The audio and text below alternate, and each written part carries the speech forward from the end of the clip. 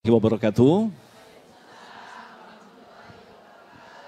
Alhamdulillahirabbil alamin. Allahumma shalli ala sayyidina Muhammad wa ala ali sayyidina Muhammad. Yang kami cintai, guru-guru kita yang telah hadir bersama kita, Ustadz Azhari Nasution dan Ustazah Syifa Nur Fadila. Dan insya Allah nanti juga akan hadir bersama kita, yaitu Bapak Bayu Priawan Joko Sutono. Beliau adalah Chairman Bluebird Group. Dan juga saya ingin menyapa bunda-bunda yang cantik hari ini hadir bersama kita, yaitu dari Masjid Ar-Rububiyah Limo Depok. Assalamualaikum semuanya, apa kabar? Masya Allah.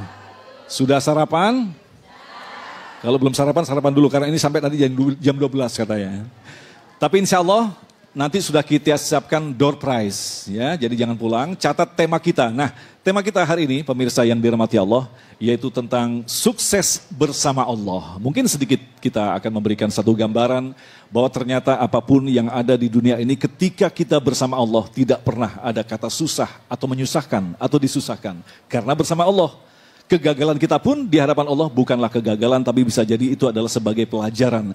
Kesuksesan kita bukan jadi adalah kemampuan kita, tapi itu adalah anugerah dari Allah. Itulah yang nanti insya Allah akan dikupas oleh guru-guru kita dengan tema sukses bersama Allah Subhanahu wa Ta'ala. Dan untuk mengawali tema kita dan pengajian kita, silaturahim kita dalam kesempatan kali ini, insya Allah akan selalu dinaungi oleh malaikat yang memohonkan ampunan kepada Allah. Kita akan buka dan menyimak yaitu pembacaan ayat suci Al-Quran yang akan disampaikan oleh Umi Diana dengan surah Al-Isra ayat 70. Kami persilakan.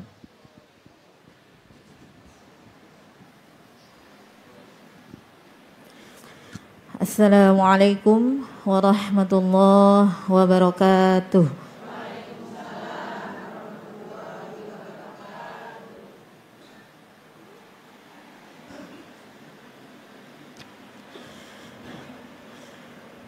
أعوذ بالله من الشيطان الرجيم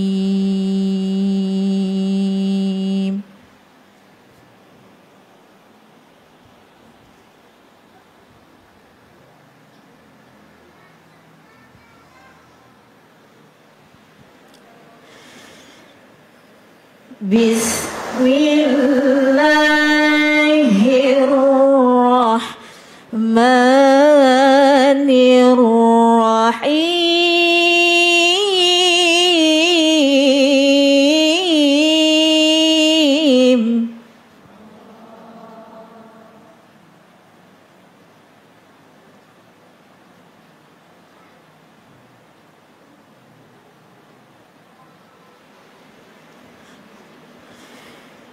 ولقد كرمنا بني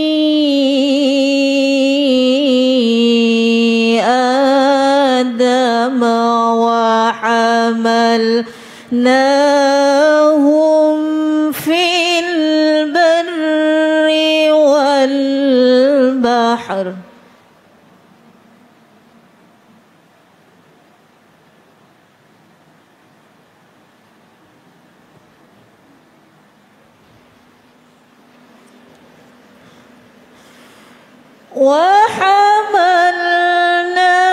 وحملناهم في البر والبحر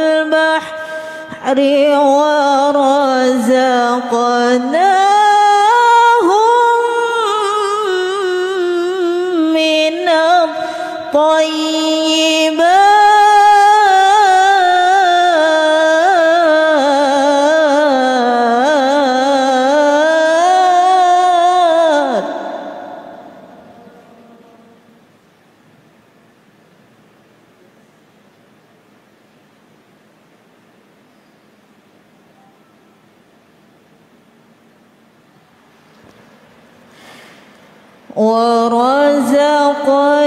ورزقناهم من الطيبات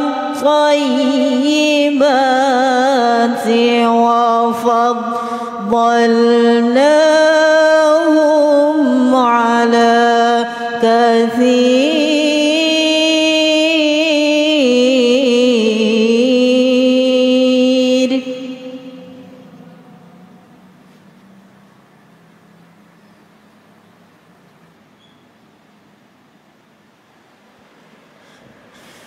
وفضلناهم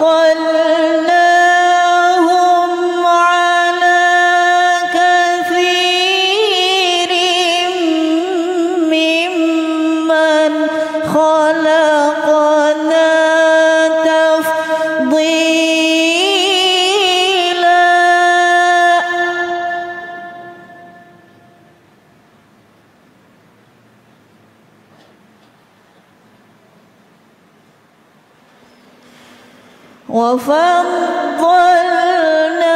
وفضلناهم على كثير ممن خلقنا تفضيلا.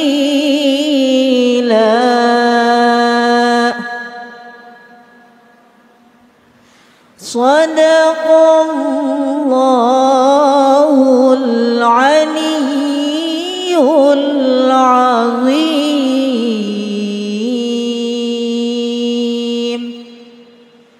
والسلام عليكم ورحمة الله وبركاته. Waalaikumsalam warahmatullahi wabarakatuh.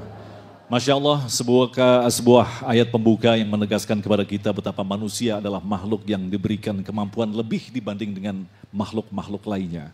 Disinilah pentingnya kita mempertanggungjawabkan apa yang dititipkan Allah kepada kita, yaitu merupakan bekal bagi kita untuk menjadi orang yang sukses. Lantas bagaimanakah memahami sukses bersama Allah? Apa yang terjadi ketika kita bersama Allah? Dan apa yang terjadi ketika kita tidak menyetarkan Allah dalam segala bisnis kita. Nah, mungkin Ustadz Hazari bisa memulai terlebih dahulu, kita awali dengan sebuah terminologi. Sukses sendiri dalam pandangan Islam itu seperti apa, Ustadz? Terima kasih Ustadz Agung.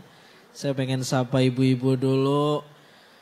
Mesan taksi di pinggir kolam.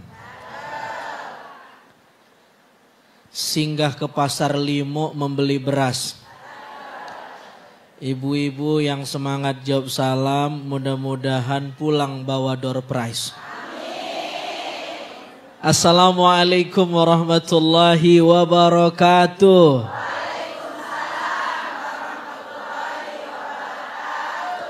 Cetakannya kalau saya lihat dari sini kayaknya isinya door prize semua nih di sini.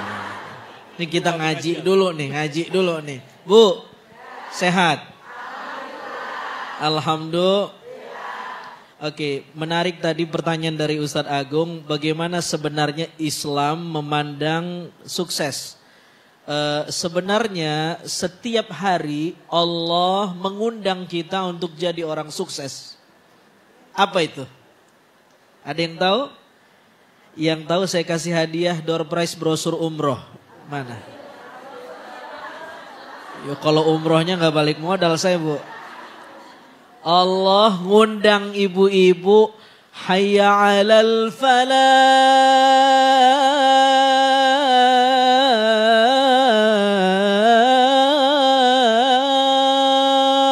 Ya enggak? Apa artinya tuh? Ayo menuju kemenangan, ayo menuju kesuksesan, ayo menuju keberuntungan. Jadi di antara diksi di dalam Al-Quran yang maknanya sukses itu banyak. Ada kata al-fawz, ada kata al-falah. Allah mengatakan hayya 'alal falah, siapa yang mau beruntung, siapa yang mau sukses. Tapi berapa banyak yang Allah undang buat sukses, gak datang. Kata falah nih Ustadz Agung, secara terminologi kalau kita lihat nih, dari kata ini muncul istilah falah. Falah artinya petani. Apa hubungan kesuksesan dengan petani? Ternyata ada simbol dari bahasa ini. Untuk jadi orang sukses, kita mesti mengikuti filosofi petani. Apa syarat-syarat sukses? Satu, orang yang sukses harus nyontoh perilaku petani. Apa itu? Konsisten, istimroriyah. Konsisten. Coba lihat petani itu, Bu, tuh. Bu. Itu tanah dibenerin dulu. Tanah udah bener, cari bibit yang bener. Benihnya udah bener, dikasih pupuk yang bener. Pupuk udah bener, disiramin air yang bener. Sampai tumbuh, berbuah dan panen. Semua proses itu perlu konsisten, betul? Saya punten, mohon maaf. Pak Bayu Priawan, beliau gak bakal mungkin sukses kalau tidak konsisten. Beliau hari ini adalah buah dari konsisten yang beliau punya. Sama kayak kita hari ini adalah seberapa konsisten kita yang kemarin. Betul gak Bu kira-kira Bu? Bu? Assalamualaikum. Ini utang udah lunas belum nih? Ingat tuh, syarat sukses satu, Nenek-nenek gaul juga ini. Istimroriyah, bahasa agamanya istiqomah, konsisten. Dan konsisten ini sulit. Coba lihat tuh kita ibadah, susah buat konsisten. Hari ini kita lagi mood banget baca Quran. Sekali duduk 3 jam sampai ambeien. Tapi kalau lagi labil ngelihat Quran juga enggak. Betul Bu? Betul. Konsisten. Di antara sifat iblis yang mesti kita contoh apa? Konsisten. Belajar dari iblis. Itu ada ayat yang sering kita baca. Qul a'udzu birabbin malikin ilahin min syarril waswasil. Apa makna al-khannas? Al-khannas maknanya adalah setan itu punya sifat kalau kita imannya lagi kenceng dia bersembunyi. Begitu kita lalai dia nyerobot buat ngerusak iman kita. Dia tunggu kapan lalai dia sembunyi lagi. Begitu kita lalai dia maju lagi. Jadi setan tidak pernah mundur, konsisten menggoda. Jadi jangan ngehina setan Bu. Setan mah udah bener jadi setan. Masalahnya kita udah bener belum jadi manusia. Halo, Assalamualaikum. Satu. Yang keberapa nih? Yang kedua tuh biasanya sebelum yang ketiga tuh Bu tuh. Yang kedua Bu. Apa simbol dari petani yang dari kata falah yang bermakna petani muncul istilah falah, sukses. Di antara akhlak petani atau simbol dari perilaku petani selain konsisten, yang kedua petani ya juga kudu bersifat itqan. Apa itu itqan? Nah, ini istilah juga nih. Itqan maknanya adalah doing the job at the best possible quality. Apa tuh? Saya juga kagak tahu itu. Iya. Memberikan kualitas yang terbaik dengan proses yang terbaik, servis yang terbaik demi panen yang terbaik. Itu itqan, itu bahasa agama. Nabi mengatakan di antara hambaku, di antara hamba yang Allah cintai adalah dia yang punya karakter itqan. Apa itu itqan Bu? Prosesnya bagus, servisnya bagus, pelayanannya bagus, kualitasnya bagus, dan hasilnya juga. Bagaimana mungkin kita bisa jadi orang sukses kalau memulainya saja prosesnya tidak baik? Mesti dimulai dengan proses yang baik, cara yang baik, lalu ujungnya juga baik. Kita lihat Nabi SAW. Nabi seorang entrepreneur. Ketika Nabi ngelamar Sayyidah Khadijah, Nabi memberi mahar 12 ukiyah ons emas dan 20 ekor onta muda. Jadi mahar beliau. Yang kalau dikonversiin ke rupiah itu ratusan juta masih maharnya. Bu, berarti kan Nabi kaya bener tuh Bu tuh. Apa yang membuat Nabi bisa jadi begitu? Ternyata Nabi punya modal yang ketiga nih Bu untuk jadi orang sukses. Punya karakter yang baik sehingga orang trust sama Nabi. Apa tuh trust tuh? Percaya. Sehingga Nabi sejak muda dikenal Al-Amin. Apa Al-Amin? Jujur, dapat dipercaya. Lah gimana mau orang bisnis sama kita? Kita minjem uang kelihatan hidung, begitu dapat uang batang hidung udah gak kelihatan. Orang distrust, nggak percaya. Kalau orang sudah nggak percaya, udah nggak usah partner bisnis sama dia. Kenapa? Repot urusan uang kagak balik. Betul? Betul? Berbeda dengan Nabi, ketika orang mau transaksi dengan Nabi, Nabi jelasin, ini barang udah lama nih. Yang ini baru masuk nih barang, makanya harganya beda. Dijelasin dengan jujur sama Nabi dan dilayani. Sehingga banyak customer langganan yang demen sama Nabi, dalam artian suka bertransaksi dengan Nabi. 3 nih Bu. Assalamualaikum. 1, konsisten. Yang kedua, itqan. Prosesnya baik, benihnya baik, caranya baik, motifnya baik, hasilnya juga baik. Yang ketiga, punya akhlak yang baik sehingga orang percaya sama kita. Kalau orang udah percaya, orang mau kolaborasi kerjasama sama kita. Dan inilah yang mendatangkan kesuksesan yang dalam bahasa agamanya disebut silaturahim. Orang yang mau diluasin rezekinya, falyasil rahimah. Sambung silaturahim. Kalau silaturahim udah nyambung, nanti ujungnya jadi silatul amwal. Nyambungin fulus, nyambungin uang. Masya Allah, Masya Allah. Jadi silatul akal, nyambung ide. Ada ide apa nih? Kira-kira yang sekarang lagi ngetren apa nih yang kita bisa kolaborasi? Itu gara-gara silaturahim. Terakhir nih, Bu.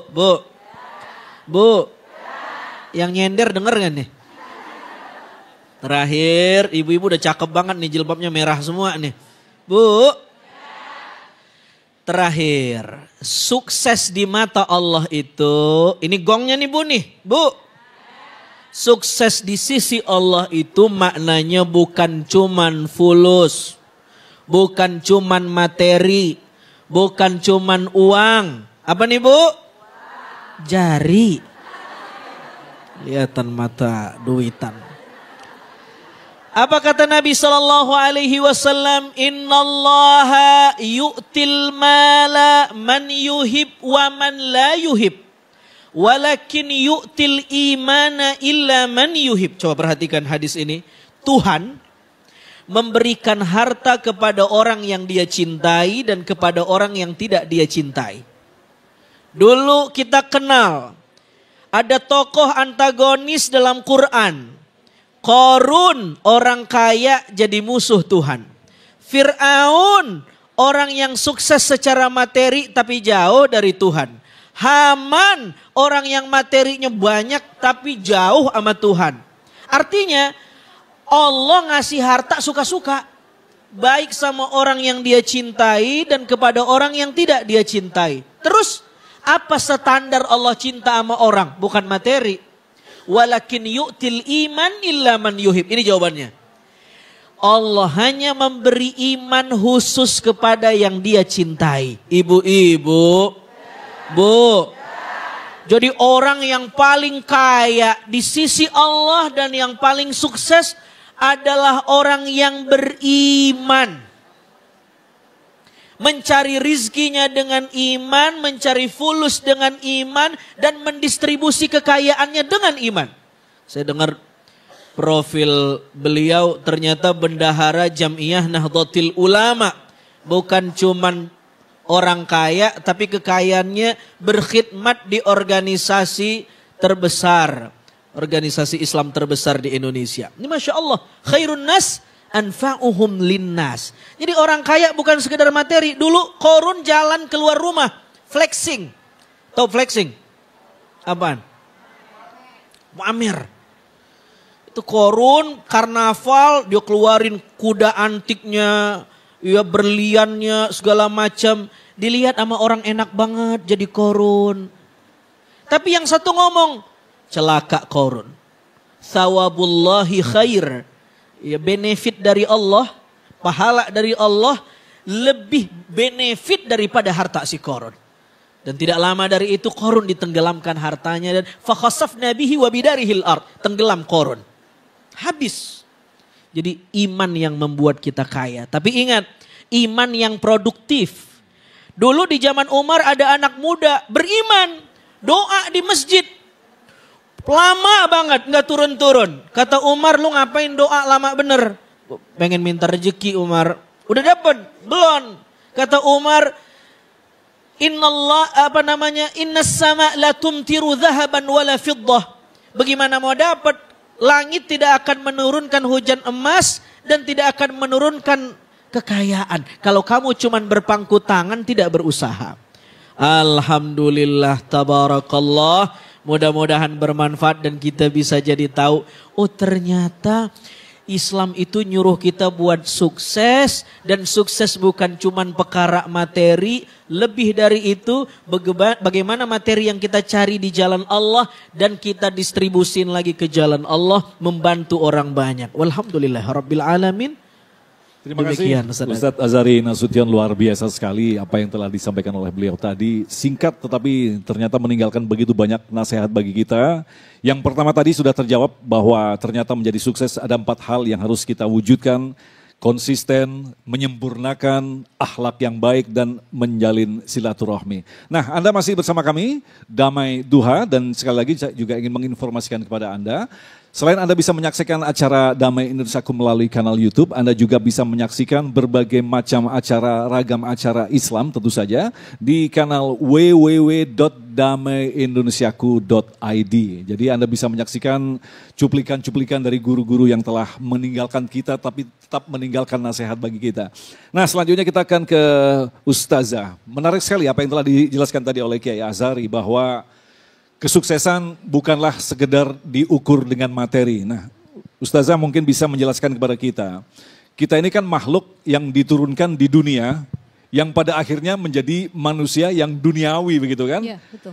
Dikatakan sukses, kamu punya apa? Sudah punya apa? Apa yang kamu bangun? Ketika kita bertemu dengan teman, kok dari dulu gini-gini aja, padahal ternyata di hadapan Allah itu kamu luar biasa. Nah ini coba kita menempatkan pada tempat yang baik. Bagaimana sesungguhnya kesuksesan. Ini dikhawatirkan ada orang yang selama ini berdoa berlama-lama dengan Allah ternyata tidak dikabulkan. Dia mengatakan, ya nggak usah sama Allah kalau begitu. Buktinya Anda bisa sukses bersama Allah, tanpa Allah. Atau dalam terminologi kita disebut dengan istidraj begitu. Nah mungkin Ustazah bisa menjelaskan pada kita. Baik Mas Agung dan para jamaah ibu-ibu sekalian. Alhamdulillah ini kali kedua saya silaturahim di As-Suburiyah ya Bu ya. Sehat ibu-ibu? Alhamdulillah. Bismillahirrahmanirrahim. Assalamualaikum warahmatullahi ta'ala wabarakatuh. Hamdan wa syukranillah amma ba'd.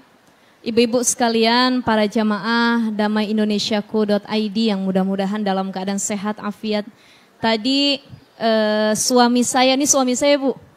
Jadi kalau deket-deketan yang ibu-ibu bisik-bisik tuh kok lakinya apa bukan ya katanya. Meni nempel-nempel nih alhamdulillah suami saya alhamdulillah laki-laki.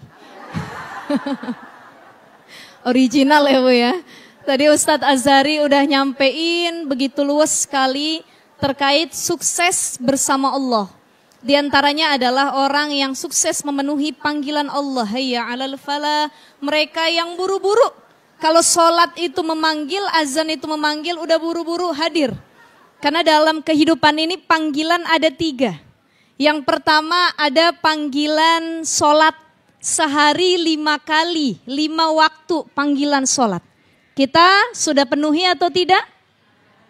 Alhamdulillah. Yang kedua ada panggilan ke Baitullah. Labbaik Allahumma labbaik. Labbaik la syarika laka labbaik. Innal hamda wan ni'mata laka wal mulk la syarika lak. Itu panggilan ke Baitullah. Mudah-mudahan yang belum berangkat biar pada berangkat semua. Tadi insya Allah mau dikasih door prize brosur umroh. Brosurnya dulu didoain. Ya, foto Ka'bahnya kita lihatin ya Allah, mudah-mudahan Allahumma ballighna ziyaratal Makkah wal Madinah sampai saya bisa ziarah ke Mekah maupun ke Madinah. Jadi itu panggilan yang kedua. Yang belum dipanggil mudah-mudahan cepat dipanggil. Yang kedua yang sudah dipanggil biar dipanggil lagi. Bedakan ibu-ibu sekalian para jamaah, ada ke Baitullah, ada ke Rahmatullah. Jadi jangan salah nyebut, mau kemana bu? Mau ke Rahmatullah dulu. Dalam hati tetangganya mau mati, jangan-jangan gitu ya. Panggilan kedua ke Baitullah, panggilan ketiga itu adalah panggilan kematian. Sering kita dengar kalau di masjid-masjid, Assalamualaikum warahmatullahi wabarakatuh. Itu salamnya khas. Kemarin di kompleks saya ya, saya cerita sama suami, Bi itu bapak-bapak siapa yang ngasih pengumuman. Pagi-pagi jam 8 ada yang salamnya kayak orang mau infoin kematian. Saya sampai keluar sama mertua, ini siapa yang meninggal? Ternyata bapak-bapak komplek tolong untuk ikut kerja bakti. Tapi nada salamnya kayak ngumumin orang ada kematian. Ini 3 panggilan yang tidak bisa kita elak. Ya, panggilan haji, panggilan kematian, dan panggilan sholat. Ya kita baru dapat 2 panggilan, yang ketiganya belum tahu kapan. Makanya jangan sampai hidup di dunia ini kita sia-siakan dengan sedemikian rupa. Tadi Mas Agung bilang ada istilah istidraj. Banyak orang yang hartanya, depositnya di mana-mana, ya banyak gak kehitung. Beberapa bank dia punya, rumah, properti ada dimanapun, mobil juga gak kehitung. Ini yang disebut dengan hisapan yang banyak ketika masuk surga. Saya sudah pernah sampaikan ibu-ibu di sini. Ciri orang yang nanti banyak menghuni surga diantaranya kata Nabi SAW, Ittala'tu fil jannah faro'aitu aktsara ahlihal fuqara. Kebanyakan para penghuni surga itu orang-orang miskin. Jadi mau masuk surga apa enggak? Jadi kudu jadi orang miskin apa enggak? Pengennya kaya raya masuk surga. Emang kalau misalkan kaya raya enggak masuk surga, Ustazah? Masuk. Tapi paling belakangan. Kenapa? Sebab hisapannya paling banyak. Makanya kalau kita pengen harta kita berkah, rizki kita mendekatkan kita kepada Allah Subhanahu wa taala, tasodaku. Banyakin sedekah. Ada istilah istidraj. Orang yang kaya raya tapi semakin dia kaya, semakin banyak harta, semakin jauh dia dari Allah. Tadi Ustadz udah bilang Pak Bayu Priawan ini salah satu hamba Allah ya yang banyak kontribusinya untuk seluruh umat Islam, khususnya yang ada di Indonesia. Petinggi Nahdlatul Ulama juga salah satu bendaharanya. Ini sebagaimana sahabat Nabi SAW. Ada Nabi punya sahabat kaya raya namanya Abdurrahman bin Auf. Satu ketika Nabi SAW bilang begini, ibu-ibu sekalian. Kata Nabi, kelak nanti semua sahabatku sudah dijamin masuk surga. Masuknya dalam keadaan berjalan. Udah dapat jaminan. Ibu-ibu pernah nggak dapat WA selamat ibu masuk surga? Belum. Atau ada yang nelpon, Assalamualaikum ibu, saya dari panitia surga. Mau ngabarin kalau jamaah as-suburiyah masuk surga, ada nggak kira-kira? Kita belum dijamin masuk surga, tapi kita masih berleha-leha dalam perkara duniawi. Para sahabat Nabi yang ibadahnya luar biasa, tingkat khusyuk sholatnya juga lebih di atas kita. Mereka sudah dijamin masuk surga sama Nabi. Bahkan Nabi bilang masuknya dalam keadaan berjalan. Kecuali Abdurrahman bin Auf, dia masuk surga juga kata Nabi, tapi masuknya dalam keadaan merangkak kayak bayi, ngerondang bahasa kitanya. Nangis Abdurrahman bin Auf. Wahai Rasul sallallahu alaihi wasallam, kenapa yang lain jalan kok saya merangkak sendiri? Saya pengen dong wahai Nabi jalan kayak yang lain. Kata Nabi SAW, engkau jalan dalam keadaan merangkak masuk surga disebab karena hartamu kebanyakan. Karena terlalu kaya. Maka Abdurrahman bin Auf bilang, wahai Nabi, bagaimana agar aku dapat ridha Allah masuk surga sama dengan para sahabat yang lain? Kata Nabi, tasaddaqu. Infakkan, keluarkan, sucikan hartamu dengan cara rajin bersedekah. Ada orang kena istidraj. Kenapa? Dia makin jauh sama Allah. Dia bilang kekayaan saya mah bukan dari Allah, tapi dari ikhtiar saya sendiri. Saya mah hebat, kalau bukan karena skill yang saya miliki, gak mungkin saya jadi orang kaya. Padahal usaha tanpa doa, sombong. Doa tanpa usaha, bohong. Tadi kata Ustaz cerita, ada seorang pemuda dia doa, ya Allah kayakan saya, kayakan saya. Tapi kerja gak mau, doa aja. Ibu tahajud tiap malam, ya Allah kayain saya, naikin gaji suami saya.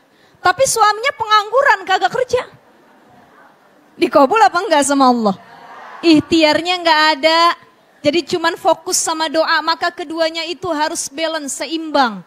Usahanya jalan, doanya juga jalan. Kalau dia hasil, dia jadi orang kaya, dia kecukupan harta, maka katakanlah hadza min fadlillah. Ini karunia Allah. Kalau bukan karena Allah gak mungkin saya sesukses ini. Makanya orang yang sukses disebutkan dalam surah Al-Mu'minun. Qad aflahal mu'minun. Beruntung, gak rugi. Siapa mereka? Al-Mu'minun, orang yang beriman, yakin, percaya sama Allah. Minimal kalau kita belum merasa dekat sama Allah, ya Allah kok saya jauh sama Allah ya. Masih banyak proses saya diakuin sebagai hamba Allah. Masih jauh dari kata baik saya ya Allah. Minimal kata Nabi SAW, kun ma'allah. Fa in lam takun ma'allah, fakun ma'aman ma'allah. Fa innahu yusilu ilallah. Jadi kalau kita belum dekat sama Allah nih Bu, Ibu, kita belum dekat sama Allah. Ya Allah Ustazah, saya ngaji baru kemarin ya. Utang sholat saya banyak, utang puasa saya banyak, maksiat saya nggak kehitung, jauh saya dari Allah. Tapi saya pengen dekat sama Allah kan butuh proses. Maka kata Nabi, kalau kamu belum mampu dekat sama Allah, fakun ma'aman ma'allah. Deketin orang yang dekat sama Allah. Gabungnya sama orang yang dekat sama Allah. Punya teman, cari teman yang demen ngaji. Cari teman yang ngingetin kebaikan. Cari teman yang kalau kita lagi gibah dia bilang dosa. Ada teman yang kalau kita bikin dosa dia makin ngomporin. Nah ini bukan dekat sama Allah, malah makin jauh sama Allah. Jadi hati kita nih harus terpaut sama orang-orang soleh. Orang kaya yang tidak mau kena istidraj, mereka yang dengan kekayaannya menjadi wasilah untuk lebih dekat sama Allah. Makanya ibu-ibu sekalian, rizki itu bukan cuman perkara materi. Betul apa tidak? Bu, rizki bukan cuman duit. Rizki bukan cuman punya emas, berlian, perhiasan banyak. Karena ibu-ibu punya perhiasan banyak biasanya dua. Yang satu buat jadi simpenan. Yang kedua kalau ada apa-apa bisa dijual lagi. Karena emas sama cincin ibu-ibu biasanya nggak lama ibu kita pakai ya Bu ya. Saya pakai nanti kalau susah ya saya jual gitu. Nah ini bukan cuman masalah itu rizki. Tapi rizki itu luas. Apa makna rizki? Paling utamanya adalah ketenangan batin. As-sakinah, ketenangan dalam hati. Harta banyak, suaminya ganteng. Istrinya cantik, anak-anaknya banyak, rumahnya besar, deposit di mana-mana. Tiap minggu orang 5 staycation. Healingnya ke puncak, ke Bandung, kadang-kadang ke Bali. Tiap minggu tuh duitnya nggak kehitung lagi. Cuman Allah cabut ketenangan, lakinya sholat kagak. Bininya nutup aurat kagak. Dua-dua ahli maksiat, anak-anaknya demen bikin dosa. Kira-kira itu rizki atau bukan? Ini yang disebut dengan istidraj. Kaya raya tapi makin jauh sama Allah. Makanya ada orang yang dia nggak begitu kaya raya. Jadi kalau saya ditanya sama Ustadz ya, saya nggak tahu kalau suami saya, kalau saya ditanya, Ustadz, Ustazah pengen kaya apa enggak? Maka jawabannya adalah saya mah pengennya pas-pasan aja. Pas pengen umroh ada duitnya. Pas pengen jalan-jalan ada duitnya. Yang penting makan, kita tiap pagi lalapnya ayam, sambelnya ati, udah enak bener itu Bu ya. Ini cukup minta cukup sama Allah. Jadi mintanya cukup, mintanya dilapangkan hati. Karena sekaya apapun orang, sebanyak apapun materi dia, kalau hatinya nggak pernah merasa cukup, dia nggak pernah yang namanya kenyang dengan dunia. Dunia mah makin dikejar makin bikin kita sengsara. Tapi kalau akhirat yang kita kejar, ridho Allah yang kita kejar, makanya orang yang sukses satu, yang beriman. Ngedeketin diri sama Allah, deketin orang-orang yang deket sama Allah. Kemudian apalagi walladzina hum fi salatihim khasyi'un, yang dia sudah menikmati solatnya, yang gak perlu ada paksaan melaksanakan solat. Ada dari kita kadang-kadang beban. Kita baru solat zuhur, assalamualaikum warahmatullah, assalamualaikum warahmatullah, gak lama salam azan asar. La ilaha illallah, cepat bener azan. Baru juga solat zuhur kan begitu ya Bu ya?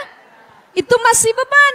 Tapi ada orang tuh dalam kitab Riyadhus Shalihin disebutkan, mereka yang baru kelar sholat udah nunggu lagi waktu sholat yang akan datang.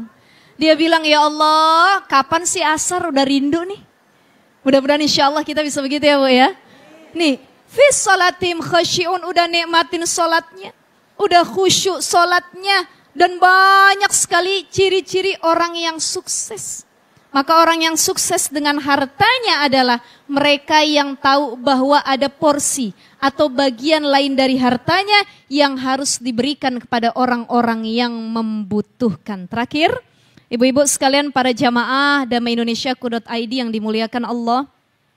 Nabi pernah ditanya sama sahabat, ya Rasulullah sallallahu alaihi wasallam, wa ma alamatus sa'adah fil akhirah. Wahai Nabi, apa ciri orang yang dia bahagia nanti kelak di akhirat? Kata Nabi sallallahu alaihi wasallam, cirinya dua. Alamatus sa'adah fil akhirah, dua.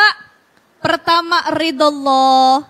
Dia dapat redonya Allah. Nanti ada orang yang masuk syurga, dikasih syurga sama Allah, masuk semuanya. Begitu masuk syurga, udah kita nikmatin semua yang kita pengen, masih nangis.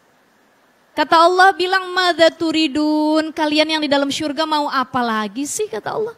Pengen apa lagi, udah dikasih kalian syurga. Maka para penghuni syurga menjawab, ridhoka ya Rabb. Kami pengen ridhomu. Kami masuk syurga tapi gak ketemu sama yang punya syurganya ya Allah. Maka kami mengharap ridhoka ya Rabb. Oleh karena itu kalau kita ibadah apapun, niatin semuanya nyari ridho Allah. Ibu-ibu ngelayanin suami, carinya ridho Allah.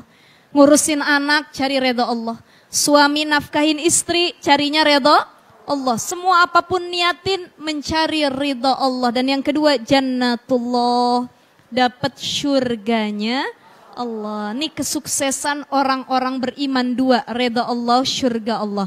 Makanya doa kita, Allahumma inna nas'aluka ridhoka wal wa na'udzubika min sakhatika wan nar. Insyaallah mudah-mudahan kita bukan cuma dikasih kesuksesan di dunia, tapi juga dapat kesuksesan kelak di akhirat di sisi Allah Subhanahu wa taala.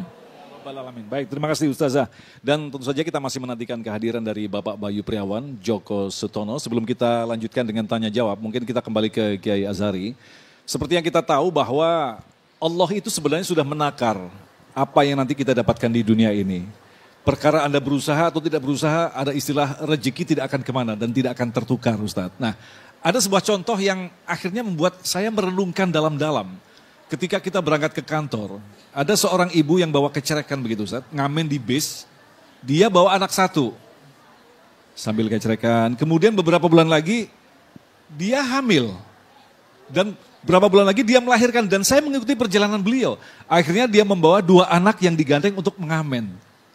Selanjutnya seperti itu, kalau nggak salah anaknya sampai 3. Dan dia masih mengamen, Ustadz. Nah ini saya bertanya, ya Allah, ini peran apa yang harus dilaksanakan? Jangan diderita begitu ya. Sebenarnya peran apa yang harus dia laksanakan begitu? Bukankah dia juga ingin sukses seperti orang-orang yang lain? Nah, POV kita ini, point of view kita semestinya kita harus berubah. Jadi kesuksesnya bagi orang ini seperti apa, Ustadz? Apakah itu memang sebuah takaran, ya kan? dari Allah memang kamu seperti itu. Atau memang dia salah langkah untuk akhirnya tidak menjadi orang sukses seperti pandangan kita. Kiai. Bismillahirrahmanirrahim. Allah Subhanahu wa taala adalah zat yang mengatur takdir. Di antara min sunanil ilahiyah, di antara hukum alam yang Allah ciptakan, mesti ada orang yang lebih kaya daripada orang lain. Itu sunatullah. Tidak mungkin semua taraf ekonomi orang sama, nggak mungkin. Di antara sunatullahnya adalah, di antara hukum alamnya, ada yang lebih kaya dan ada yang tidak lebih kaya. Al-Quran tidak menyebut dengan kata-kata orang susah, tidak. Tapi orang yang cukup. Tuh. Nah, ada orang yang lebih dari cukup. Jika semuanya kaya, maka tidak ada syariat zakat, tidak ada syariat wakaf, tidak ada syariat sedekah, tidak ada syariat infak. Jadi itu di antara hukum alam yang Allah sediakan dengan perangkat syariatnya. Ada syariat zakat, mesti ada case-nya. Case-nya ada orang yang tidak lebih kaya daripada orang lain. Nah, tugas kita, jika kita jika kita dipilih oleh Allah untuk mendapatkan takdir sebagai orang yang mampu, bersedekah, berinfak, berzakat. Jika kita kemudian dipilih Allah jadi orang yang masih berproses untuk lebih sukses, maka tugas kita lewat jalan ikhtiar, bersyukur, bersabar, dan seterusnya. Jadi adanya orang yang tidak lebih kaya itu adalah potret hukum alam yang memang begitulah Allah menciptakan. Tugas kita adalah bagaimana setiap kita itu mengambil peran masing-masing. Jika kita diberi kesusahan, bersabar, diberi nikmat, bersyukur. Hadis yang dibacakan Ustazah tadi, ketika Nabi ke sorga melihat yang banyak penghuni sorga adalah orang fuqara. Hadis ini ditafsirkan ulama, makna fuqara di sini bukan orang yang fakir secara finansial, Mas Agung, tapi orang yang fakir ilallah. Dia punya hati, hatinya butuh sama Allah, disebut fakir juga. Jadi kalau dia kaya tapi hatinya butuh sama Allah, dia punya consciousness, kesadaran bahwa kekayaannya bukan kehebatan dia tapi karena Allah yang titipin, itu orang kaya duluan masuk surga tuh. Karena dia fakir, bukan fakir finansial tapi fakir ruhani, dia butuh sama Allah.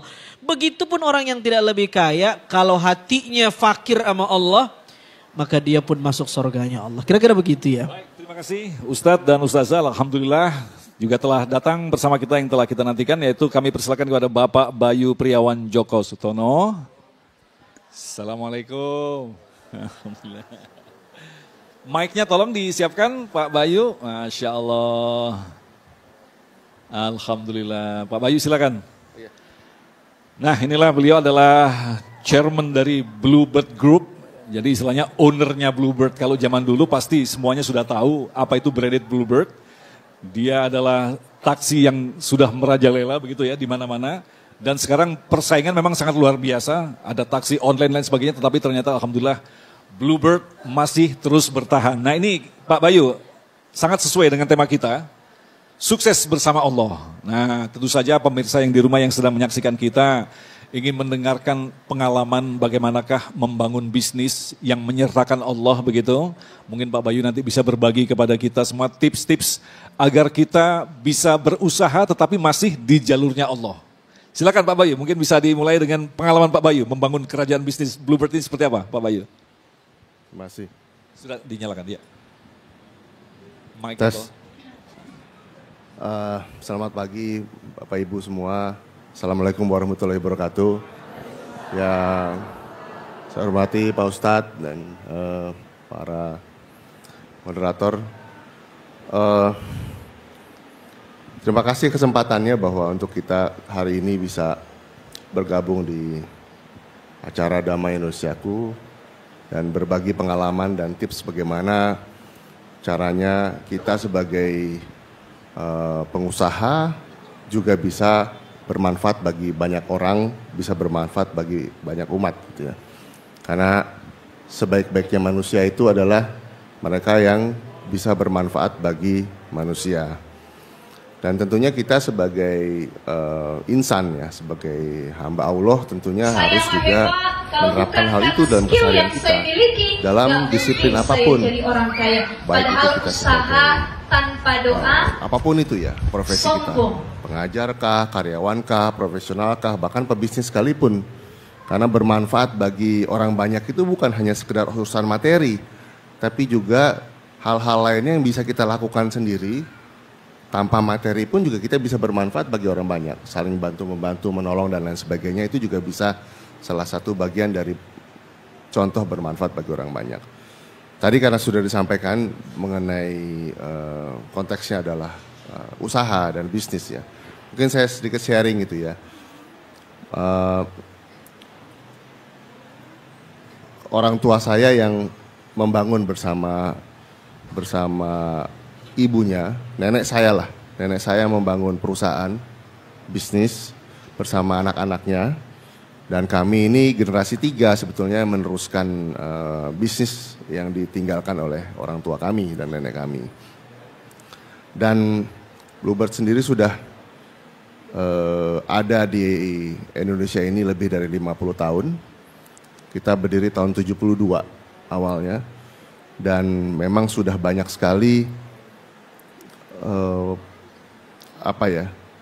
ujian-ujian lah kasarnya, ujian-ujian ya yang dialami oleh kami sebagai perusahaan untuk bisa tetap eksis di kancah perbisnisan inilah. Macam-macam lah, dari mulai krisis moneter, dari habis itu juga kena ada serangan online, lalu kena COVID dan lain sebagainya gitu. Tapi kami tetap bertahan, bukan karena kami paling jago, bukan. Mungkin karena yang doain banyak kali Pak gitu. Jadi itu mungkin yang paling utama, karena karyawan-karyawan dan mitra-mitra pengemudi kami itu cukup banyak, jadi mereka punya kepentingan yang sama bagaimana caranya Periuk Nasi ini bisa tetap bertahan, itu yang paling utama. Tapi bagaimana caranya itu kita bisa wujudkan supaya mereka memiliki sense of belongingship yang tinggi atau rasa memiliki yang tinggi bagi perusahaan. Karena mitra-mitra dan karyawan ini bukan kami anggap sebagai faktor produksi, tapi kami anggap sebagai keluarga besar. Sehingga dalam pengambilan keputusan di perusahaan pun juga di bisnis kami juga mereka juga terlibat melalui channeling-channeling tertentu gitu. Dan yang paling penting adalah mereka karena bukan faktor produksi, jadi perusahaan begitu concern bagaimana caranya meningkatkan kesejahteraan dan kesejahteraan dan kebahagiaan mereka lah ya dalam hal ini. Bukan hanya sekedar di pekerjaannya. Jadi di kami ini ada program yang namanya beasiswa. Jadi itu rutin bagi para pengemudi, para karyawan yang punya anak-anak yang berprestasi, kami selalu kasih beasiswa pada mereka. Alhamdulillah itu sangat disambut baik oleh teman-teman mitra dan karyawannya. Selain itu juga kita rutin memberangkatkan karyawan dan pengemudi kita umroh dan naik haji. Rutin tiap tahun tuh. Jadi mungkin itu juga sebagai salah satu yang membuat kita tetap survive dan juga bisa bermanfaat bagi banyak orang, dan juga tentunya berikhtiar di jalan agama ya. Selain itu kita juga memberdayakan para ibu-ibu dari karyawan-karyawan dan pengemudi kita. Ada sekolah memasak, ada sekolah menjahit, ada sekolah entrepreneurship, ada sekolah kewirausahaan. Jadi para istri-istri dari pengemudi ini mereka diajarkan. Jadi suaminya bekerja di kantor, mereka diajarkan di perusahaan bagaimana mereka bisa bikin makanan yang bagus, bisa bikin dapur yang baik, makanan yang enak, cemilan yang enak. Dan hasil produksinya mereka ini dibeli oleh kami untuk acara-acara di kantor. Dan setiap kali ada pelatihan, ada diklat, kami nggak beli dari luar-luar Bapak Ibu. Kami beli dari mitra kita sendiri, ibu-ibu dari istri-istri dari pengemudi yang memang memasak, kita katakan mereka sebagai Kartini Bluebird gitu. Jadi selain itu juga kita ajarkan mereka menjahit, mendesain baju dan lain sebagainya, Sehingga seragam yang Bapak Ibu lihat di pengemudi pakai itu, seragam Bluebird itu bukan oleh siapa-siapa disuplai, tapi dijahit oleh istri dari pengemudi itu sendiri. Jadi ya semua dalam satu ekosistem lah di situ ya.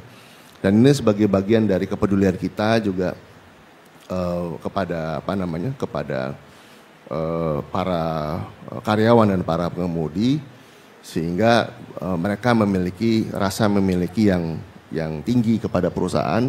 Mereka tidak menganggap bahwa perusahaan itu hanya sekedar tempat mencari uang, tapi juga rumah kedua bagi mereka selain rumahnya mereka di rumah gitu. Dan perusahaan juga sebagai keluarga mereka sendiri mereka anggap gitu. Dan mungkin itu yang membuat kami akhirnya bisa menjadi fokus bagaimana bisa terus memenangkan kompetisi di sektor usaha kami yang kami geluti, dan juga tetap bisa eksis sampai dengan hari ini gitu, alhamdulillah gitu. Ya tentunya pasti juga tidak lepas dari doa dari semua yang stakeholder dari perusahaan kami ya gitu, yang punya kepentingan. Kira-kira gitu, Ustaz. Nah, Pak Bayu, tentu saja kita tahu bahwa melanjutkan estafet keberhasilan sebuah brand yang sangat besar itu bukanlah pekerjaan yang mudah, apalagi sekarang sudah memasuki di generasi yang ketiga. Kadang-kadang di generasi kedua masih eksis, tiba-tiba di generasi ketiganya jatuh begitu. Nah, ini apakah memang ada resep yang memang dari awal semacam pattern begitu yang harus kita laksanakan sehingga tetap eksis atau itkon seperti yang dikatakan Ustadz tadi? Ya, betul. Jadi kadang kita dengar di dunia usaha ya, khususnya di bisnis gitu, ada anekdot Ustadz. Anekdot generasi pertama membangun, generasi kedua membesarkan, generasi ketiga menghancurkan. Nah, anekdotnya gitu kan. Kita terus terang karena ini perusahaan keluarga, jadi kami juga sangat aware akan hal ini. Orang tua juga aware akan hal ini. Jangan sampai akhirnya generasi penerus itu hanya sekedar menghancurkan doang gitu, apa yang sudah dibangun berpuluh-puluh tahun oleh para orang tua dan para leluhur ya gitu. Jadi salah satu upaya untuk bisa menjaga eksistensi dari perusahaan dan mencegah supaya anekdot ini tidak terjadi di kita, siapapun di dalam perusahaan ini yang mau bekerja, baik itu mereka profesional maupun keluarga itu sendiri, mereka itu harus merit based. Artinya based on kemampuan, berdasarkan kemampuan, berdasarkan performance-nya mereka, kinerjanya mereka. Dan tidak ada di antara kami semua nih, Ustadz dan Bapak Ibu semua, yang sekarang aktif di perusahaan, itu tiba-tiba langsung mendapat jabatan tertentu yang tinggi, nggak ada. Jadi kita semua mulai dari bawah. Ya. Bahkan saya pernah, ini pengalaman pribadi ya, saya waktu itu almarhum ayah masih ada. Setelah saya sekolah, selesai S2, saya mulai diajak masuk lah di perusahaan. Ayo kamu mulai belajar perusahaan kayak apa gitu. Bayangannya, wah ini bakal megang apa nih gitu kan. Namanya anak muda Ustadz ya kan, mikirnya, wah ini saya bisa mulai megang apa, udah mulai milih-milih nih mau bagian apa gitu. Atau perusahaan yang mana yang mau kita ambil. Rupanya ayah saya mengatakan yang lain. Saya bilang begini sama ayah saya waktu itu. Ngomongnya kan saya papa ya ke orang tua. Jadi saya pegang perusahaan yang mana Pak? Ceritanya gitulah gitu. Jawabannya beliau, siapa bilang kamu pegang perusahaan? Loh, bukannya kata disuruh masuk? Enggak. Iya memang, tapi kamu nggak pegang apa-apa. Kamu mulai dari staff. Gitu.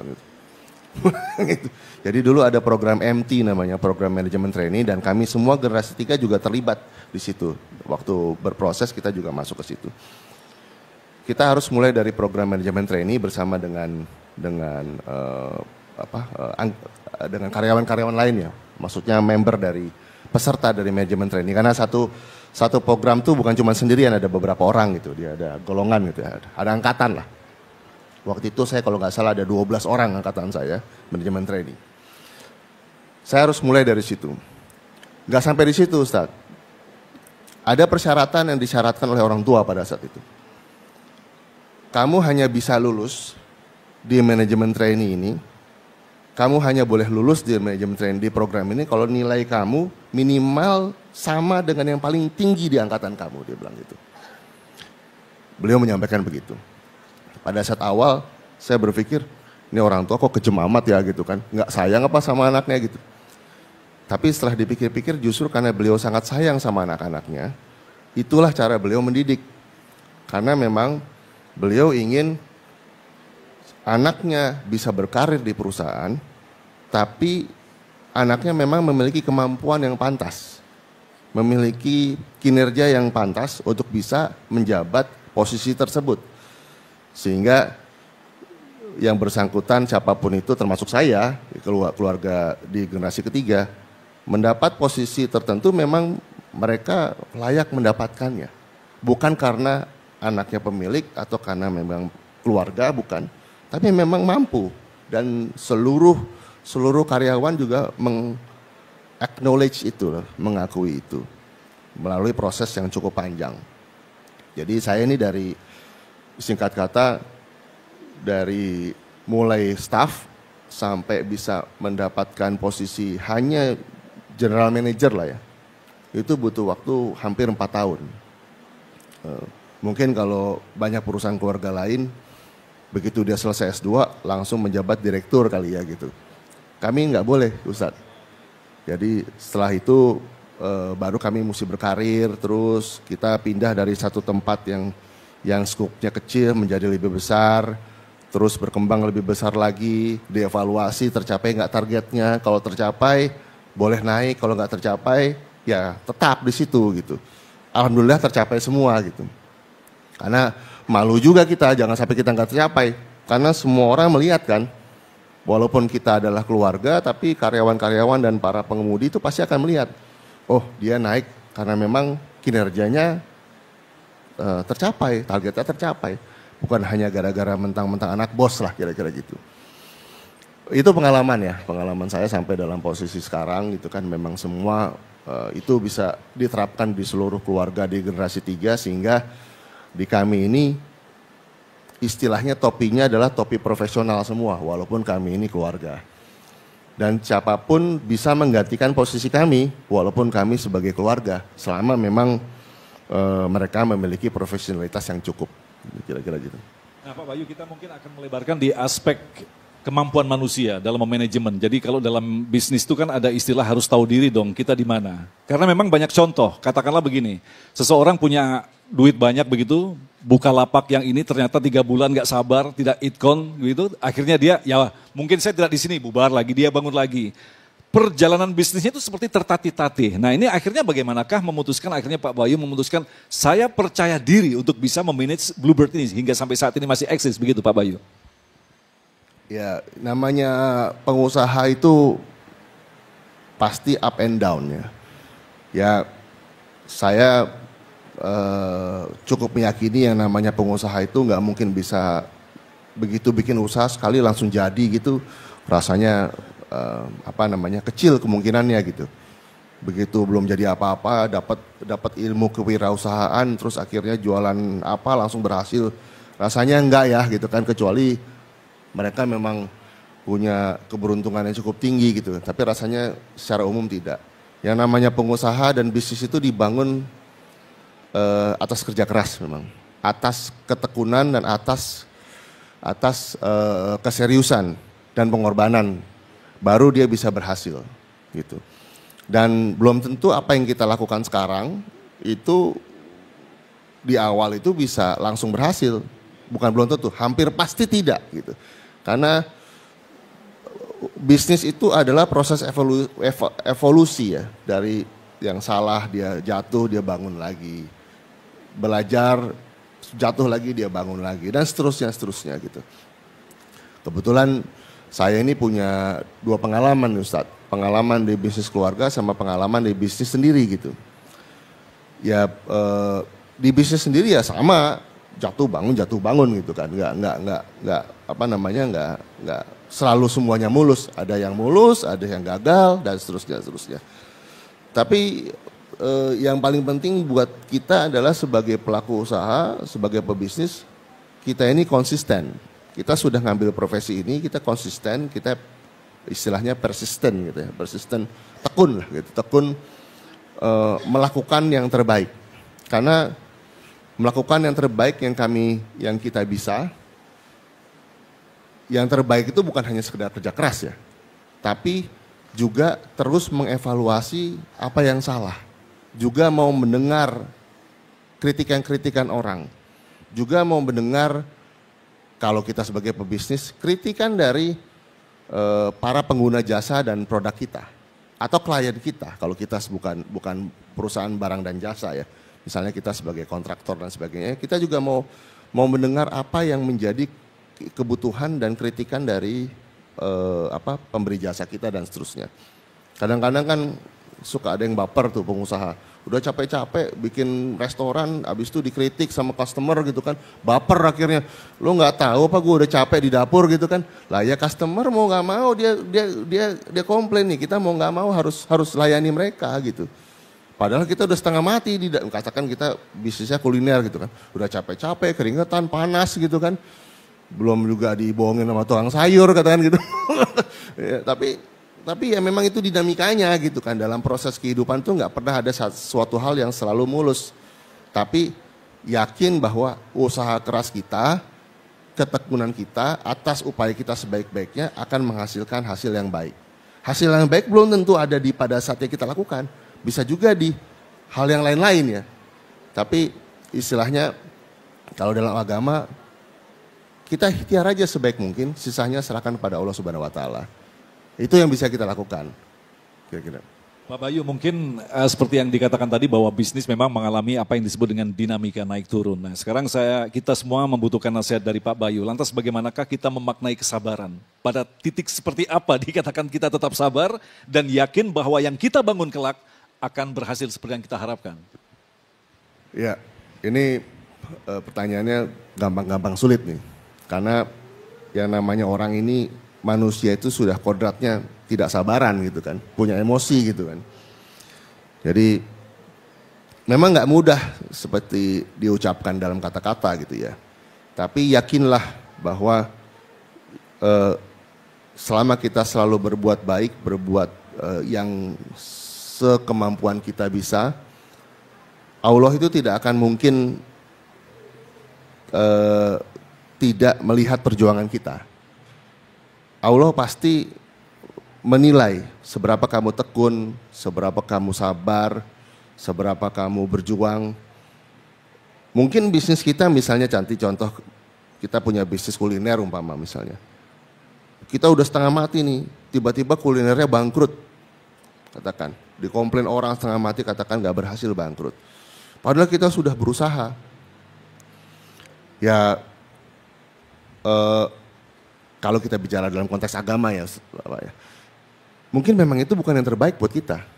Kita disuruh bangkrut untuk bisa mikirin hal yang lain dan itu jalur kita ke situ. Yang saya yakini Allah bekerja kan bukan dengan tiba-tiba ngadain satu bisnis lalu berhasil. Tapi pertolongan Allah itu dikasih pathway gitu. Dikasih jalur menuju ke tempat yang lebih baik. Walaupun jalur itu mesti bikin tembok di jalur kita yang awal, ya kita tandanya memang harus mundur dari situ, cari yang lain gitu. Nah ini yang kadang-kadang butuh kesabaran yang tinggi, memang yakin bahwa tidak mungkin kita usaha itu tanpa ada hasilnya. Dan yang namanya hidup itu memang ada up and down, itu wajar. Ya. Bisnis juga ada up and down. Ya selama kita terus berusaha, selama kita terus berjuang, ya masa udah di down gak naik lagi sih. Ya, yakin aja bahwa yang kita lakukan benar kok gitu. Yang kita lakukan sungguh-sungguh kok. Ya mungkin belum waktunya sekarang, waktunya nanti, belum proses, masih ada ilmu yang kurang, masih ada pengalaman yang mesti kita dapatkan supaya kita bisa berhasil di titik yang lain. Yang memang insya Allah ridhoi. Gitu, kira-kira gitu. Tema kita Pak Bayu adalah sukses bersama Allah. Mungkin yang terakhir Pak Bayu bisa berbagi nasihat kepada kita. Pernahkah mengalami satu pengalaman spiritual di mana kita lebih mendekatkan diri kepada Allah bahwa segala sesuatu yang kita lakukan tidak lepas dari kehendak Allah? Ya, ini relate dengan yang tadi ya. Kadang-kadang kita lagi alim kalau kita lagi jatuh ya gitu ya. lagi down kita alim gitu, kita lagi tinggi kita lupa kadang-kadang gitu kan. Sebenarnya konsepnya menurut saya salah gitu. Justru kita pada saat kita lagi tinggi, kita harus lebih alim. Karena ketika kita dalam posisi yang lebih tinggi, ketika uang kita lagi banyak, bisnis kita lagi maju, ya, terus lagi on fire lah istilahnya sekarang gitu kan. Maka kalau kita bicara untung rugi nih Ustadz ya gitu kan. Kita bicara untung rugi, kan pundi-pundi pahalanya lebih banyak jadinya. Betul apa enggak ya? Kita bisa memberikan bantuan pada lebih banyak orang, kita bisa bersedekah lebih banyak, kita bisa bangun apapun itu misalnya kalau kita lagi on fire kasarnya gitu kan. Kita bisa bangun sekolah, bisa bangun panti, bisa bangun masjid dan seterusnya. Ya, jangan pada saat kita lagi down, waduh saya nanti ikhtiar kalau saya lagi down saya mau bangun masjid gitu. Mungkin Allah nanya, lo kemarin waktu sukses kemana aja gitu kan, kira gitu kan. Ya jangan gitulah gitu kan. Ya ketika kita lagi bagus, kita berusaha mendekatkan diri kepada Allah Subhanahu Wa Taala. Ketika kita lagi down, kita udah punya modal itu banyak. Kita udah punya tabungan-tabungan agama, tabungan-tabungan pahala kita udah banyak tuh gitu kan. Sehingga insya Allah nggak, lo kemarin waktu lagi tinggi, lo kemana aja, nggak digituin lah kira-kira gitu kan. Kan kadang-kadang ya masa Allah nggak bete udah gue kasih banyak, lo nggak ngapa-ngapain, begitu lagi rendah lo baru nazar-nazaran gitu kan. Oh mau nazar ini nazar itu, kemana aja kemarin, jangan gitulah gitu kan. Nah, itu mungkin pengalaman yang saya dapatkan ya. Justru kita bukan berarti kita hanya mendekatkan diri kalau kita sedang tinggi, bukan. Kita harus terus mendekatkan diri karena itu sebagai hamba Allah, itu kewajiban kita, sebagai rasa syukur kita kepada Allah Subhanahu Wa Taala, Sang Pencipta, Sang Maha Kuasa. Tapi kita sebagai pengusaha, ketika kita bisa berbuat lebih banyak, ya ketika dalam posisi di atas, lebih baik fokus ke situ lagi. Gitu. Karena insya Allah itu akan memberikan ketenangan dan juga memberikan kelancaran buat usaha kita juga semua. Masya Allah, luar biasa sekali. Itulah contoh konkret betapa ketika kita berbisnis bersama Allah, kesuksesan bersama Allah, maka yang kita dapatkan adalah kesuksesan di dunia dan di akhirat. Sebelum kita lanjutkan lagi dengan memberikan pertanyaan kepada pemirsa, mungkin Ustadz bisa memberikan sedikit summarize dari apa yang kita dengarkan bersama tadi. Menarik sekali, Ustadz. Iya, saya jadi banyak belajar nih ya dari beliau ya tentang sukses tetapi bukan karena privilege. Yang paling saya belajar hari ini adalah mental bisnis. Mental bisnis. Jatuh bangun dan itu luar biasa. Saya cuman pengen titip dua nih Ustadz Agung ke Pak Bayu. Ada pertama surah Al-Maidah ayat 32. Allah bilang, dan ini favoritnya ayat-ayat orang pembisnis. Allah bilang, man ahyaha faka'annama ahyan nasa jami'a. Orang yang memberi ruang survive untuk orang lain, maka pahalanya seolah-olah dia sudah menghidupkan semua manusia. Bayangkan dari tahun-tahun berapa Bluebird Pak? Tahun 72. Tahun 72 sekarang 2025 beberapa tahun tuh Bu tuh. Udah 53 berapa ribu karyawan se-Indonesia yang dihidupin dan pahalanya berapa tuh Bu? Al-Maidah 32 tuh Pak. Al-Maidah artinya hidangan. Jadi dan salah satu ayatnya bicara tentang itu. Yang kedua Nabi bilang al-mu'minul qawi khairun wa ahabbu ilallah minal mu'minid dha'if. Orang beriman yang kuat itu lebih baik dan lebih dicintai Allah daripada orang beriman yang lemah. Kuat apa di sini? Maknanya luas, bisa kuat secara iman, bisa kuat secara intelektual, bisa kuat secara finansial. Dan mereka yang kuat, Allah lebih cinta sama mereka karena membantu orang lain. Masya Allah, tabarakallah. Masya Allah, luar biasa sekali. Baik, Bapak dan Ibu yang hadir di sini, kami hanya menyediakan dua penanya karena memang Pak Bayu sangat padat sekali jadwalnya. Pak Bayu sampai jam berapa nanti? Ada waktu sampai jam berapa kira-kira? Mungkin dua pertanyaan boleh. Oh, dua pertanyaan, baik. Kami persilakan, Ibu silakan. Bunda, ya. Mic-nya tolong kasih di belakang. Bunda berdiri aja biar kelihatan.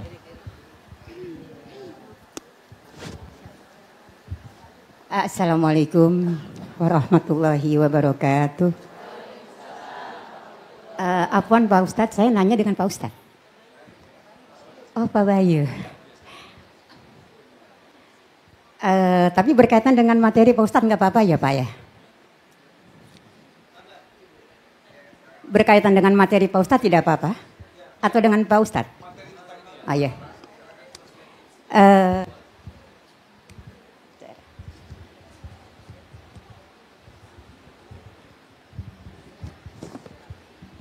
Sesuai tadi yang Pak Ustadz sampaikan muhasabahnya, kemudian saya mencatat, mohon dikoreksi kalau ada yang salah, yaitu tentang syarat-syarat sukses adalah ada 4 poin yang saya catat, yaitu 1, konsisten, yang kedua itkon, yang ketiga karakter, dan yang keempat keimanan. Benar nggak Pak Ustadz?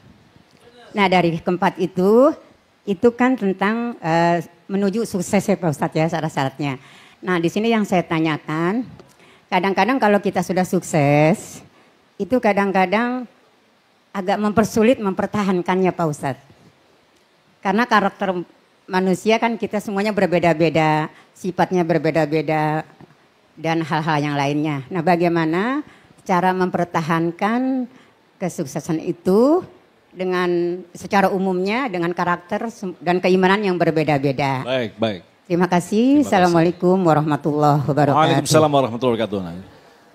Nah ini Pak Bayu, jelas sekali tadi bahwa ketika kita sukses kadang-kadang kita lupa diri, begitulah bahasanya ya. Nah bagaimana kita memaintain fluktuasi jiwa kita ini yang kadang-kadang pas di atas butuh dipuji, tapi kadang-kadang di lain sisi kita ya sudahlah itu dari Allah. Nah ini pasti manusia mengalami proses seperti itu Pak Bayu. Ya, ini pengalaman saya, mungkin Pak Ustadz bisa tambahkan dari sisi agama. Pengalaman saya, yakin saja bahwa apa yang kita dapatkan ini tidak mungkin kalau tidak karena intervensi Allah Subhanahu Wa Taala. Jadi, dan itu memang akan tumbuh seiring dengan keimanan kita. Makin kita baik, makin kita tetap selalu sadar. Tadi pertanyaannya bagaimana mempertahankan konsistensi kita pada saat kita lagi di atas ya.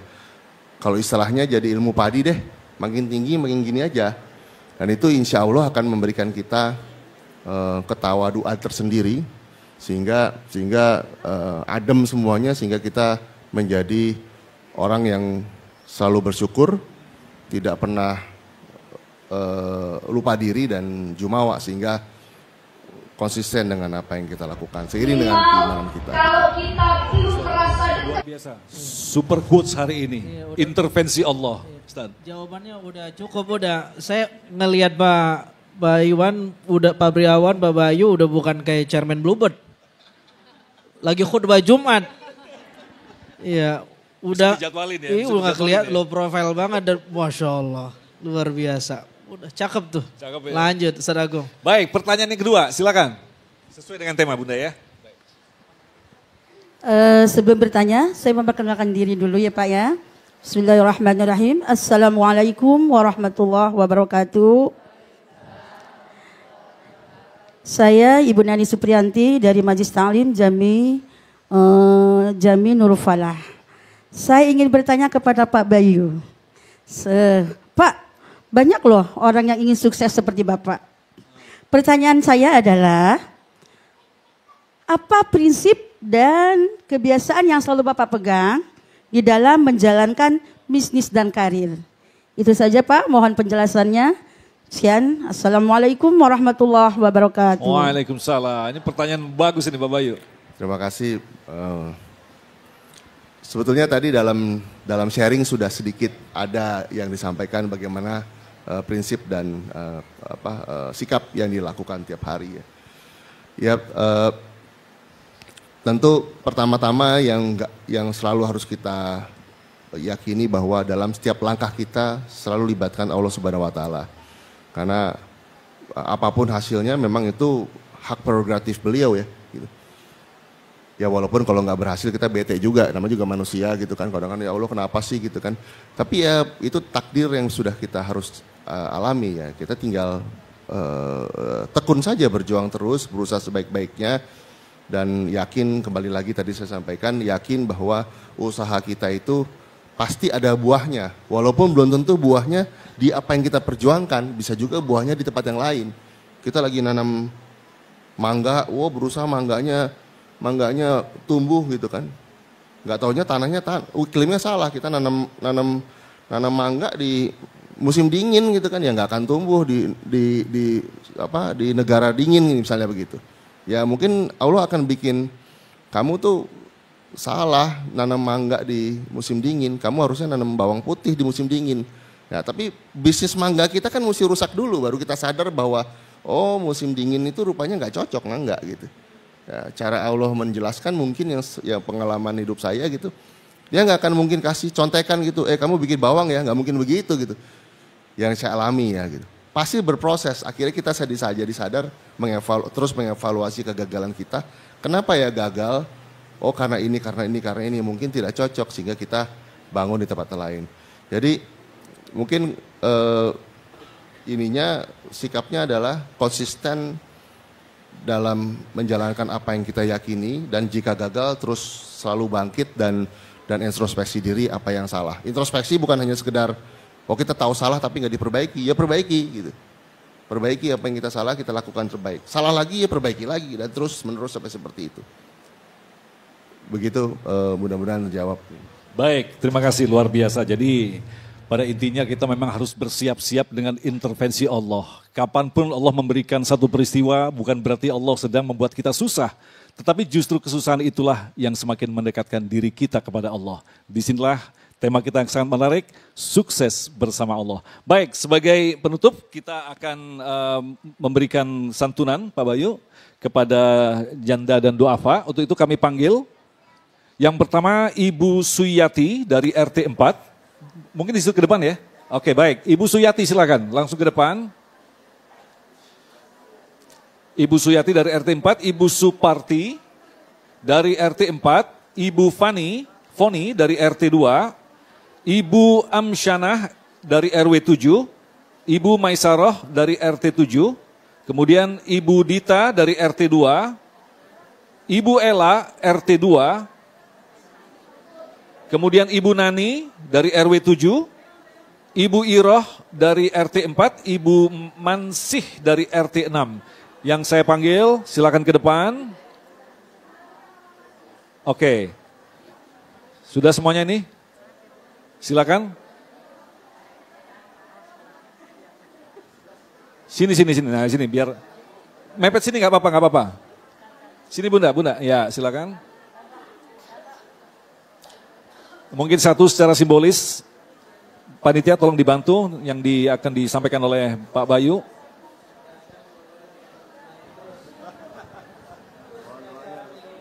Jadi gimana? Satu aja. Oke. Ya. Silakan Ibu yang saya panggil tadi, kita mohon dipercepat. Jadi ini adalah program bersama Peduli Du'afa dari Bapak Bayu. Silakan Bunda dipercepat. Karena Bapak Bayu waktunya sangat singkat sekali, beliau harus menghadiri acara yang lain.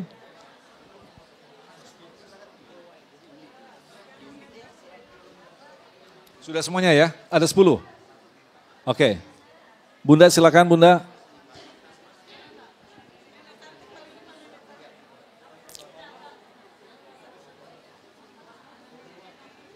Sudah semuanya? Berapa? 9, satu lagi, satu lagi, tolong dipercepat, Bunda, nggak apa-apa ya udah kalau belum bisa datang mungkin satu nanti bisa diwakili oleh Ibu mungkin ya, Pak Bayu silakan. Ya salah satu aja ya, mungkin saya panggil Ibu Suryati, mana Ibu Suryati? Silakan.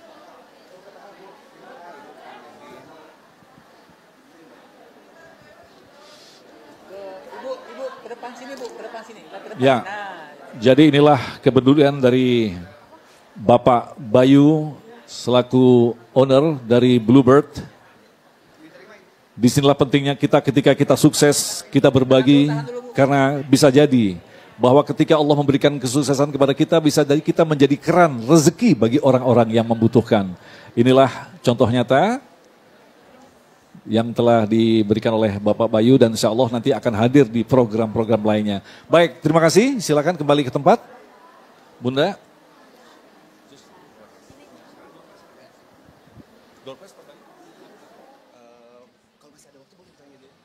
Makanya Pak Bayu sampai jam berapa? Pak Bayu langsung balik? Oh iya. Kenapa? Mungkin masih jalan kali. Ada lagi acara. Oh gitu. Oh diambil. Ya, sekali. Pak Bayu ngambil satu. Ya.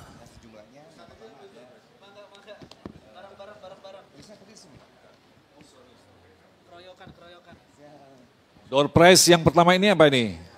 Uang tunai untuk 4 orang. Nah, uang tunai 10.000, 10.000. 10.000 dolar. Sabar. Pak Bayu ngambil 4 nih. Nah, uang tunai kita langsung buka. Oke.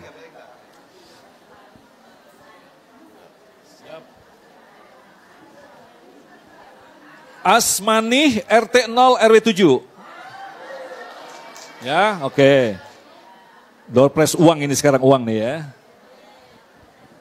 Yang berikutnya Devia RT 4. Simpan dulu Pak Bayu. Rest tuning RT 4. Pada di rumah semua ya? Kocok lagi enggak ya? Pak Bayu. Halimah RT 6. Nanti bisa diambil di belakang ya, door prize-nya ya. Baik Pak Bayu, banyak waktu dan terima kasih atas ilmunya hari ini. Tetap semangat selalu dalam lindungan Allah Pak Bayu. Siap, waalaikumsalam warahmatullahi. Terima kasih Pak Bayu. Lihat mana? Ya, kita lanjutkan lagi. Voucher belanja untuk 5 orang. Ya? Langsung aja, oke. Ustadz. 5 orang. Kocok Ustaz.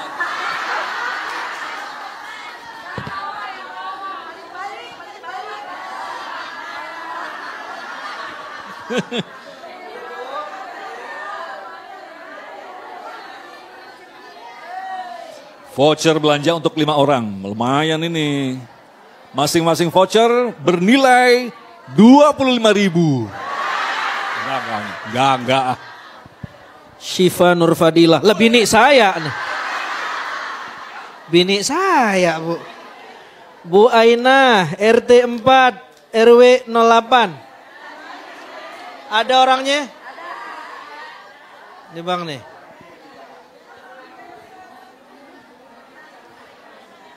Ibu Sumi Mudi. Oh, kebalik Bu, bukan? Oh benar. Ibu Amel. RT 1 RW 1. Oh ada. Dahlia. Mana Dahlia? RT 4.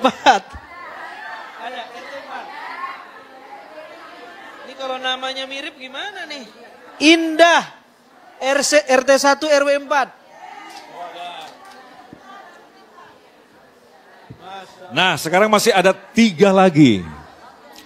1 unit setrika, 1 unit dispenser, 1 kompor gas. Vouchernya doang, fisiknya kagak. Kita kocok, Ustazah Syifa langsung mengambil 3. Bismillah. Yang sekarang ini adalah setrika, 1 unit. Setrika dulu. Setrika, dispenser, kompor gas, oke. Setrika dulu. Ibu Mariamah Kerukut, RT 2 RW 4. Yang mana tuh? Oh ada setrika. Yang kedua, dispensernya Bu ya. Ibu Dedeh Sasak Limo, RT 2 RW 7. Belakang semua.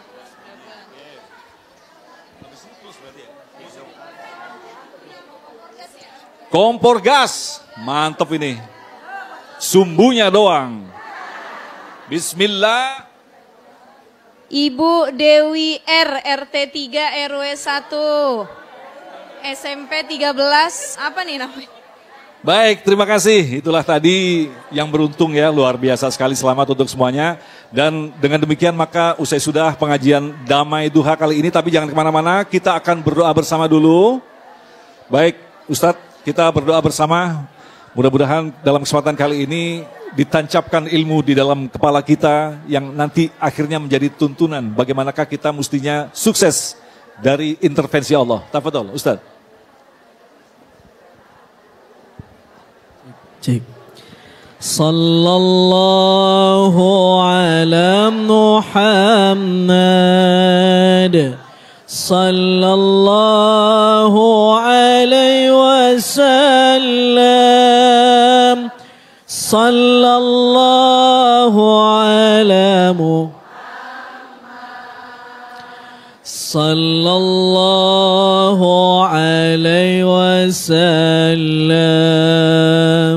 Sallallahu ala Muhammad. Sallallahu alaihi wasallam. Sallallahu ala Muhammad. Sallallahu alaihi wasallam. أعوذ بالله من الشيطان الرجيم بسم الله الرحمن الرحيم الحمد لله رب العالمين إلهنا أنت مقصودنا ورضاك مطلوبنا Ya Allah, Engkau tujuan kami dan ridhamu yang kami cari. Allahumma salli wa sallim wa barik ala sayyidina Muhammad wa ala ali sayyidina Muhammad. Allahumma a'inna ala dzikrik. Bantu kami ya Allah agar terus terkoneksi denganmu. Wa syukrik, dan agar terus bersyukur kepadamu. Wa husni ibadatik, dan agar terus bisa beribadah dengan kualitas yang terbaik. Rabbana ighfir lana wa liwalidina warhamna warhamhum kama rabbawna shighara.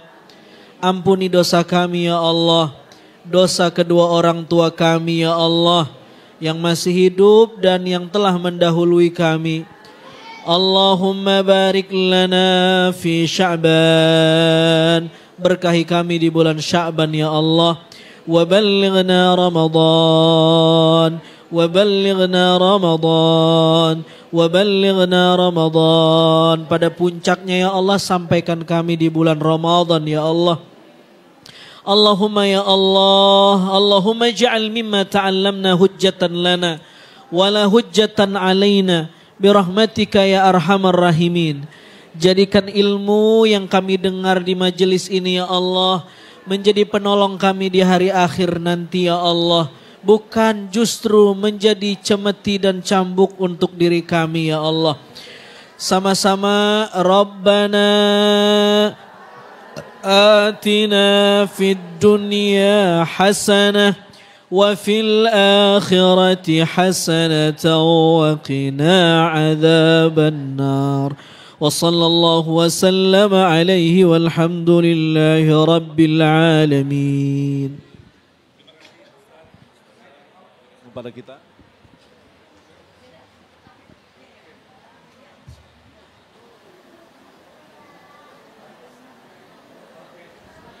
Baik, demikian pemirsa damainusaku.id yang dirahmati Allah. Alhamdulillah hari ini kita telah mendapatkan ilmu yang sangat luar biasa. Mudah-mudahan ini menjadi bekal bagi kita. Jangan-jangan selama ini kita salah memahami kehendak Allah, memahami intervensi Allah. Ternyata ketika kita berbisnis, berusaha apapun sesuai dengan aturan Allah atau sunatullah, maka keberhasilan itulah yang nanti diberikan oleh Allah. Sesuai bukan dengan kita, tetapi disesuaikan apa yang Allah berikan kepada kita. Dan insya Allah nanti setelah sini kita akan ada makan siang, begitu ya, ada acara makan siang.